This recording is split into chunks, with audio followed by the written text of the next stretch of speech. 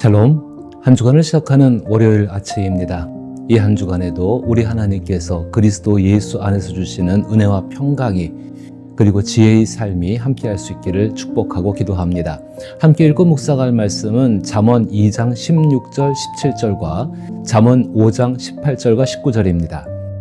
지혜가 또 너를 음녀에게서 말로 호리는 이방 계집에게서 구원하리니 그는 젊은 시절의 짝을 버리며 그의 하나님의 언약을 잊어버린 자라.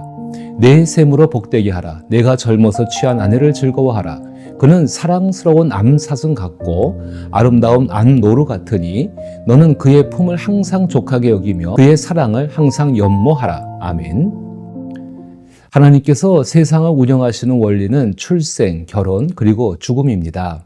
이 원리에는 하나님께서 정하신 축복이 담겨 있으며 이는 단순히 육체적인 것에 국한되지 않습니다.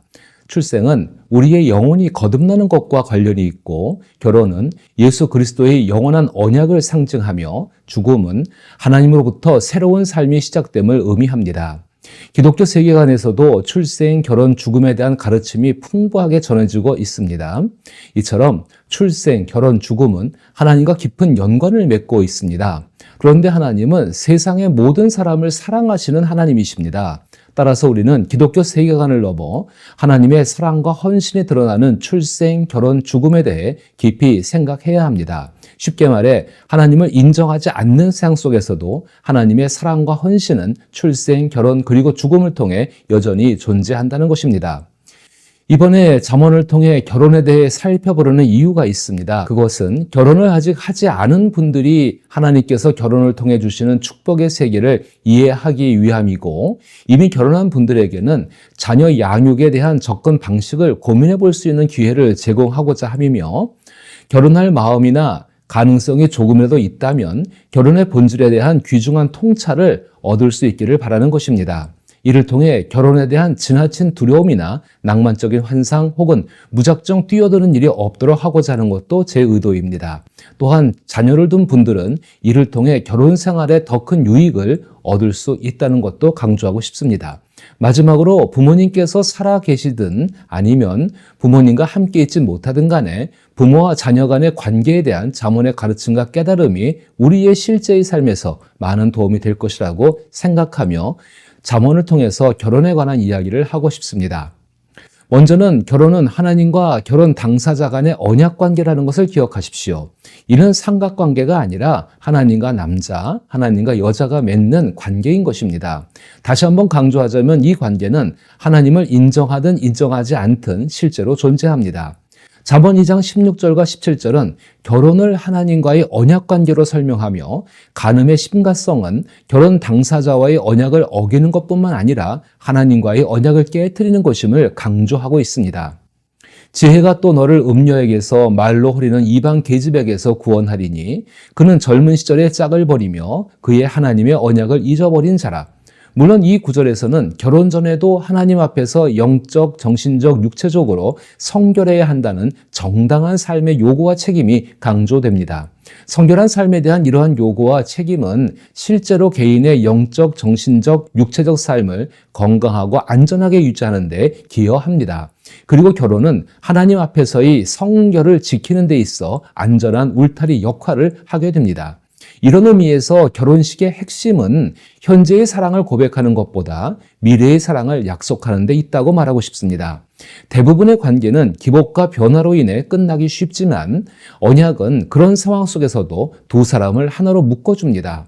만약 이러한 결속을 지켜주는 언약이 없다면 우리는 평생 헌신이라는 사랑으로부터 단절될 수밖에 없습니다. 그 사람이 있어야만 삶의 어려움을 극복할 수 있다는 것입니다.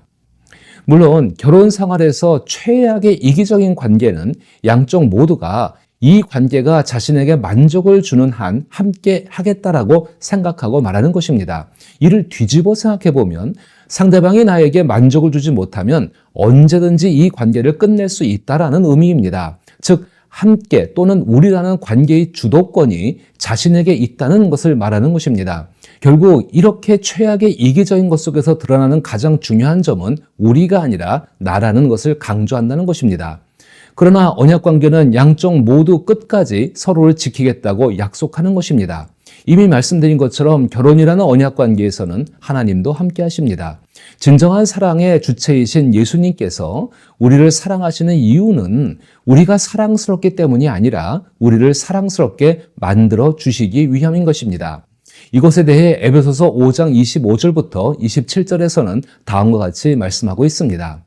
남편들아, 아내 사랑하기를 그리스도께서 교회를 사랑하시고 그 교회를 위하여 자신을 주신같이 하라. 이는 곧 물로 씻어 말씀으로 깨끗하게 하사 거룩하게 하시고 자기 앞에 영광스러운 교회로 세우사 티나 주름 잡힌 것이나 이런 것들이 없이 거룩하고 흠이 없게 하려 하심이니라.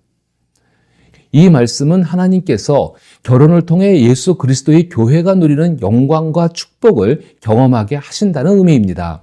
예수 그리스도를 구주로 믿지 않는 이들은 이를 이해하지 못할 수도 있지만 예수 그리스도를 믿는 사람들은 결혼 관계를 통해 하나님께서 기뻐하시는 영광스러운 교회가 되는 과정을 쉽게 이해할 수 있습니다.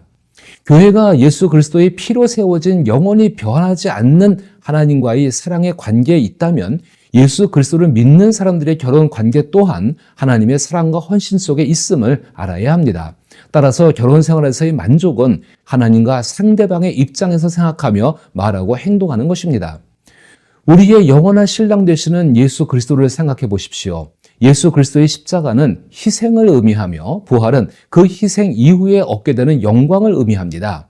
예수 그리스도께서 십자가에서의 죽음과 부활 이후에 세상에 평안을 선포하신 것은 예수께서 자신이 이루신 일에 대해 만족하고 계셨음을 나타냅니다. 따라서 만족은 직접적으로 추구하여 얻는 것이 아니라 역설적으로 약속을 지키고 희생적으로 섬길 때 자연스럽게 따라오는 부산물임을 알 수 있다는 것입니다. 그렇다면 그 언약에서 형성되는 관계에 대해 생각해 볼 필요가 있습니다. 잠언은 언약 관계를 통해 형성된 배우자는 연인, 지적인 동반자, 공동 경영자, 친구로 표현되고 있습니다. 이러한 관계는 결혼 전에도 다른 사람과의 관계를 통해 형성될 수 있지만 결혼이라는 언약 관계를 통해 얻는 관계는 진정한 만족을 제공한다는 점에서 다릅니다. 오늘은 연인에 대해 살펴보고 오는 목요일에는 지적인 동반자, 공동 경영자, 친구에 대해 살펴보고자 합니다. 잠언 5장 18절과 19절은 결혼이라는 언약 관계를 통해 형성되는 관계 속에서 배우자를 연인으로 여기는 것에 대해 다음과 같이 말씀을 하고 있습니다. 내 셈으로 복되게 하라. 내가 젊어서 취한 아내를 즐거워하라. 그는 사랑스러운 암사슴 같고 아름다운 암노루 같으니 너는 그의 품을 항상 족하게 여기며 그의 사랑을 항상 연모하라. 배우자는 언약으로 맺어진 존재이지만 무엇보다도 배우자는 연인이라는 점이 중요합니다. 고대 사회에서 결혼의 주된 목적은 가문의 안정과 지위를 확보하는 것이었습니다. 따라서 사람들은 가문의 지위에 가장 도움이 될 상대와 결혼하는 경향이 있었습니다. 이런 맥락에서 고대 사회에서는 배우자가 성적 만족을 구하는 장소가 따로 존재했다는 점도 주목할 만합니다. 그러나 성경은 배우자가 연인이 되어야 한다고 강조합니다. 남편은 아내의 사랑을 항상 그리워해야 하며 다시 말해 배우자는 서로의 친밀감을 추구해야 한다는 것입니다. 이러한 친밀감은 타락한 성적 문화 속에서 언급되는 성적 결합만을 의미하는 것이 아닙니다. 그렇다고 해서 부부관계에서 성적 결합이 전혀 필요하지 않다는 것은 아닙니다. 성적 결합을 진정한 친밀감으로 오해해서는 안 된다는 것을 강조하고 싶습니다. 결혼은 언약으로 맺어진 관계이기 때문에 우리는 어떤 상황에서도 서로를 새롭게 하고 잘못을 저질렀을 때는 서로를 용서할 수 있어야 합니다. 이렇게 해야만 가장 깊고 풍성한 친밀감이 형성될 수 있습니다. 그 결과 성생활은 함께하는 삶의 축제가 된다는 것입니다. 육체의 결합은 삶의 모든 영역이 하나로 연결되었다는 놀라운 상징이기도 합니다. 요컨대 진정한 성의 결합은 전 인격적 관계에서 비롯된다는 것입니다. 성적 결합이 관계의 기초가 되어서는 안 된다는 것입니다. 그래서 성경은 모든 성적 결합을 부부 관계로 한정짓고 있습니다. 부부 관계를 넘어서는 성적 결합은 어떤 이유에서든 단순한 죄일 뿐입니다. 따라서 부부는 서로를 연인으로 여기며 끊임없는 애정과 존경을 표현해야 합니다. 이는 단순한 감정의 표현을 넘어 서로의 전인격을 존중하고 포용하는 태도에서 비롯됩니다. 부부는 서로에게 가장 가까운 친구이자 지적인 동반자가 되어야 하며 함께 인생을 경영하는 공동 경영자로서의 역할을 충실히 수행해야 합니다. 이러한 관계는 결혼 생활의 각 단계에서 더욱 깊어지고 풍부해질 것입니다. 결혼 생활의 모든 측면에서 나타나는 이러한 친밀감과 상호 존중은 두 사람이 하나 되는 신성한 언약의 일환으로 삶의 모든 영역에서 그 복이 넘쳐 흐르게 합니다. 부부는 서로의 허물을 감싸주고 실수와 잘못을 용서하며 끊임없이 서로를 새롭게 하는 과정을 통해 진정한 사랑을 더욱 깊이 있게 키워갈 수 있습니다. 결혼은 두 사람이 각자의 이익을 추구하는 관계가 아니라 하나님의 사랑 안에서 서로를 온전히 사랑하고 섬기는 관계로 발전할 때 가장 깊고 풍성한 만족과 기쁨을 누릴 수 있는 신비로운 여정임에 틀림없습니다. 부부는 이러한 언약의 관계를 통해 더욱 성숙하고 아름다운 연인으로서의 결혼 생활을 만들어 갈 수 있다는 것입니다. 이와 같은 축복이 항상 함께 할 수 있기를 기도합니다.